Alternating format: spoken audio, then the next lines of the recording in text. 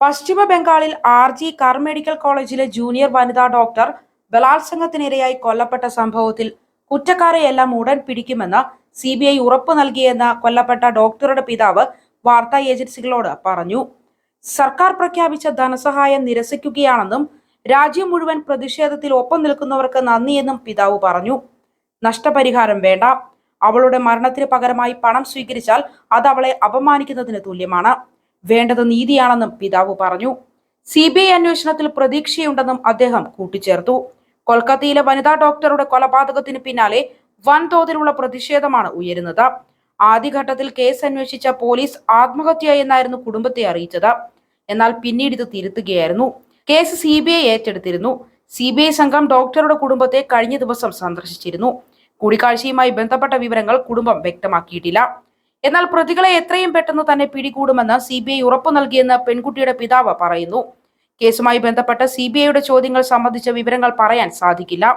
തങ്ങളുടെ മൊഴി രേഖപ്പെടുത്തിയിട്ടുണ്ട് എന്ന് വനിതാ ഡോക്ടറുടെ പിതാവ് പറയുന്നു. ഇതിനിടെ കൊല്ലപ്പെട്ട ഡോക്ടർക്ക് നീതി വേണമെന്നാവശ്യപ്പെട്ട് മമതാ ബാനർജി പ്രതിഷേധം നയിക്കും. ഇന്ന് വൈകിട്ട് 4 മണിക്കാണ് മമതാ ബാനർജിയുടെ റാലി.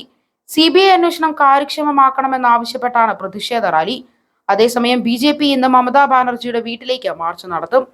കൊൽക്കത്തയിൽ CPM ഇന്ന് പ്രഖ്യാപിച്ച 12 മണിക്കൂർ ബന്ദ് തുടരുകയാണ്.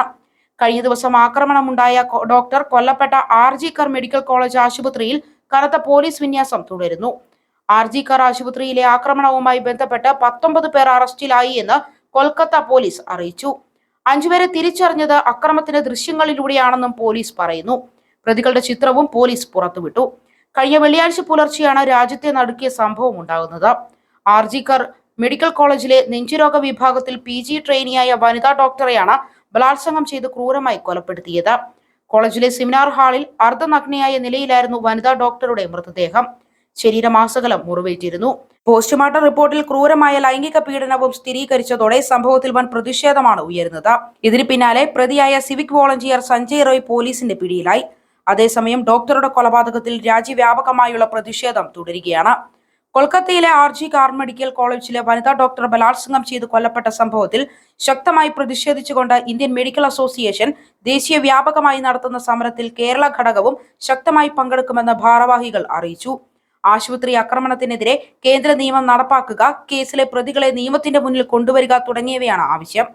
സമരത്തിൽ IMAയോടൊപ്പം കേരളത്തിലെ വിവിധ ഡോക്ടർമാരുടെ സംഘടനയും പിന്തുണ പ്രഖ്യാപിച്ചു. കേരളത്തിൽ ഉൾപ്പെടെ സർക്കാർ മെഡിക്കൽ കോളേജുകളിൽ PG ഡോക്ടർമാർ ഉൾപ്പെടെ OP വാർഡ് ഡ്യൂട്ടിയും ബഹിഷ്കരിച്ചുകൊണ്ട് സമരം നടത്തുകയാണ്. ഇതിനിടെ സംഭവത്തിൽ പശ്ചാത്തലത്തിൽ മമതാ ബാനർജി രാജിവെക്കണമെന്ന് BJP ആവശ്യപ്പെട്ടു. ജൂനിയർ ഡോക്ടർ കൊല്ലപ്പെട്ടതിന് പിന്നാലെ ബംഗാളിൽ വിവിധയിടങ്ങളിൽ 3 പെൺകുട്ടികൾ കൂടി കൊല്ലപ്പെട്ടുവെന്ന് അമിത് മാളവ്യ ആരോപിച്ചു.